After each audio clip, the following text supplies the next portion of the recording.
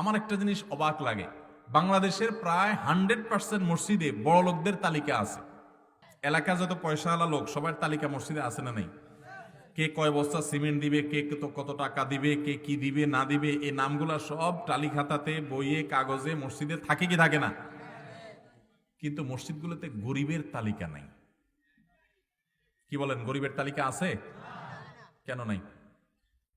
মসজিদে শুধু পয়সাওয়ালাদের তালিকা কেন আছে, গরিবের তালিকা কেন নাই? আমার নবী সাল্লাল্লাহু আলাইহি সাল্লামের মসজিদে শুধু ধনীদের তালিকা ছিল না, আমার নবী সাল্লাল্লাহু আলাইহি সাল্লামের মসজিদে গরিবদেরও তালিকা ছিল। শুধু তাই নয়, আসহাবে সুফফা নামক সাহাবীদের একেবারে যারা নবী সাল্লাল্লাহু আলাইহি ওয়াসাল্লামের কাছ থেকে ইলম হাসিল করার জন্য অকাতরে তাদের সবকিছু ত্যাগ করে তারা পড়ে থাকতেন, তাদের বেশিরভাগই খুব গরিব অভাবী মানুষ ছিলেন। তারা নবী করিম সাল্লাল্লাহু আলাইহি ওয়াসাল্লাম মসজিদের সবচাইতে সম্মানিত ছিলেন, তাদের জন্য সবচেয়ে সম্মানজনক জায়গা বরাদ্দ করা ছিল এবং তাদের অভাব মোচন করবার জন্য, সমাজের মানুষের কষ্ট দূর করার জন্য নবী সাল্লাল্লাহু আলাইহি ওয়াসাল্লাম মসজিদ থেকে উদ্যোগ গ্রহণ করেছেন। আমাদের ইমাম সাহেবদেরকে বলতে চাই, যেহেতু আমরা আজকে একটা মসজিদ শুরু করতে যাচ্ছি, এখানে অনেক ইমাম সাহেব আলেমরা এসেছেন, আপনাদেরকে উদ্দেশ্যে আমি বলতে চাই বিনয়ের সাথে, আপনার মসজিদে শুধু ধনীদের তালিকা থাকবে না, গরিবদেরও তালিকা করবেন এবং গরিবদের তালিকা করে আপনার এলাকাতে কে কে গরিব মানুষ আছে তাদের লিস্ট করে ধনীদেরকে উদ্বুদ্ধ করবেন, আসেন গরিবদের বাসায় খাবার পৌঁছায় দেন, চাল ডাল কিনে দেন, তাদের অভাব মোচন করে দেন, অসুস্থ হলে তাদের চিকিৎসার ব্যবস্থা করেন। মসজিদ থেকে এই উদ্যোগগুলো নিতে হবে, মসজিদ থেকে সমাজের সব কল্যাণমূলক কাজগুলো আমরা করতে পারি। আমি গত কিছুদিন আগে ঢাকায় ইমামদের একটা সম্মেলন হয়েছিল, সেখানে বেশ কয়েকশো ইমাম উপস্থিত ছিলেন। আমি ইমাম সাহেবদেরকে জিজ্ঞাসা করেছি, ইমাম সাহেবরা আপনাদের মসজিদের এলাকাতে পরিচ্ছন্নতা অভিযানে আপনারা কখনো নেতৃত্ব দিয়েছেন কিনা? আমি আলহামদুলিল্লাহ বহুবার দিয়েছি, আল্লাহ আমাকে তৌফিক দিয়েছে। আপনাদের কেউ থাকলে হাত তোলেন। এক ভাই দাঁড়িয়েছেন, আমার খুব অবাক হয়েছে। তিনি দাঁড়িয়ে বললেন যে আমার মসজিদের যুবক যে ছেলেরা আছে, এই যুবক ছেলেদেরকে একত্র করে আমি উৎসাহিত করেছি যে চলো আমাদের আশেপাশে রাস্তাঘাটগুলোতে যত ময়লা আবর্জনা থাকবে আমরা সপ্তাহে একদিন সেটা পরিষ্কার করব। নামাজের পর আমরা মসজিদ থেকে বের হয়ে যাই বড় বস্তা নিয়ে, পুরো এলাকা আমরা পরিচ্ছন্ন করি, পরিষ্কার করি। আমি সেই ইমামকে দেখে বলেছিলাম, আপনাকে আমার স্যালিউট করতে ইচ্ছা করতেছে যে আপনার মতো মানুষ আমরা যদি প্রত্যেকটা মসজিদে পেতাম, সমাজমুখী যদি ইমাম পেয়ে যেতাম, তাহলে এই সমাজের চেহারা বহু আগে বদলে যেত, আমাদের সমাজ সোনার সমাজ হয়ে যেত। এই জন্য আমি আমাদের সময় তো ইমাম সাহেবদেরকে বলবো, আসুন মসজিদকে আমরা সমাজমুখী করি, মানুষের কল্যাণের কেন্দ্র করি। কোন মসজিদের এরিয়াতে স্বামী স্ত্রীর সাথে মনোমালিন্য হয়েছে, বিবাহ সম্পর্ক ভেঙে যাওয়ার উপক্রম, ইমাম সাহেব, খতিব সাহেব উদ্যোগ গ্রহণ করবেন যে কিভাবে তাদেরকে মিটমাট করা যায়। এরকম আস্থা তৈরি করতে হবে যে আপনাদের কারোর দাম্পত্য কলহ তৈরি হলে আমাদের কাছে আসবেন, ভাইয়ে ভাইয়ে গন্ডগোল তৈরি হলে আপনারা আমাদেরকে গোপনে জানাবেন, আমরা আপনাদের প্রাইভেসি রক্ষা করে আপনাদের সাথে বসবো, আপনাদের মধ্যে কাউন্সিলিং করে সম্পর্কগুলোকে ভালো রাখার চেষ্টা করব। আমার নবী সাল্লাল্লাহু আলাইহি ওয়াসাল্লাম মসজিদে কিন্তু এই কাজটা হতো, আপনারা জানেন। মহিলা এসে নবী সাল্লাল্লাহু আলাইহি ওয়াসাল্লামের কাছে বিচার দিতেন, ইয়া রাসূলুল্লাহ আমার স্বামী এই কাজটা করছে। স্বামী এসে বলতেন, ইয়া রাসূলুল্লাহ আমার স্ত্রী অমুক কাজটা করছে।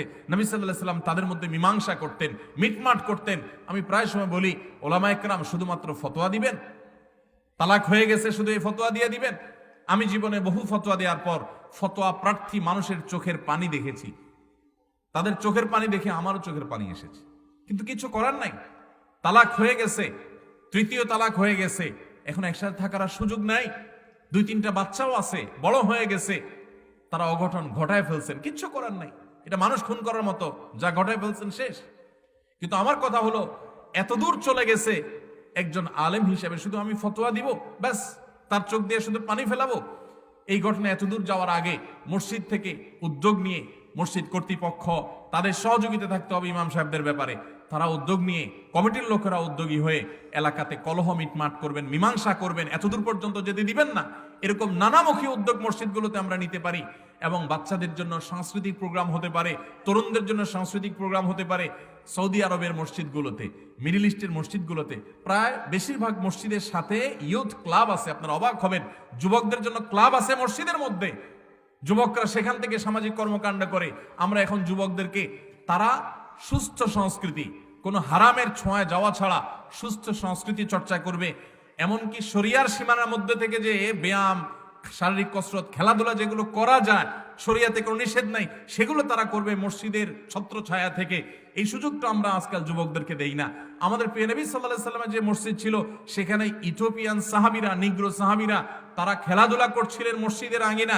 নবী সাল্লাল্লাহু আলাইহি সাল্লাম নিজে তার স্ত্রী উম্মুল মুমিনিন আয়েশা রাদিয়াল্লাহু আনহাকে সাথে নিয়ে সেই খেলা অবলোকন করেছেন, দেখেছেন, পারমিশন দিয়েছেন সেখানে। আজকাল মসজিদের মাঠে যদি পোলাপান খেলতে আসে, মুরব্বীরা ঠ্যাং ভেঙে দিবে। এই ছেলে ফেলেগুলোকে আপনারা দূরে সরাই দিলে তারা কোথায় যাবে?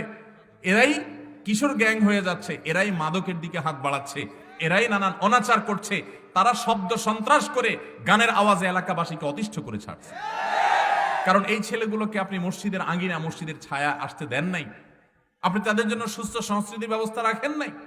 এই জন্য যারা মসজিদ পরিচালনা করেন, যারা ইমাম খতিব আমরা আছি, মসজিদ কমিটির সদস্য যারা আছেন, সভাপতি সেক্রেটারি যারা আছেন, মসজিদ যারা নির্মাণ করেন, আপনাদেরকে বলছি বিনয়ের সাথে যে শুধুমাত্র মসজিদ বানায় দিলেন আর টাকা পয়সা কালেকশন করলেন, এর নাম মসজিদ না।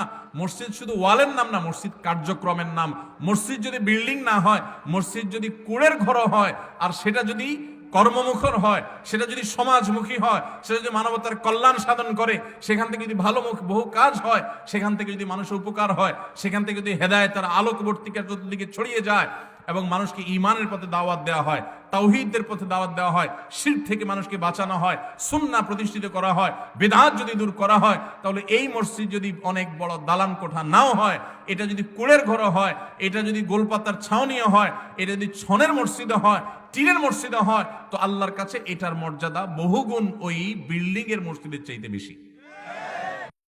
আস-সুন্নাহ ফাউন্ডেশন, উম্মার স্বার্থে সুন্নাহর সাথে।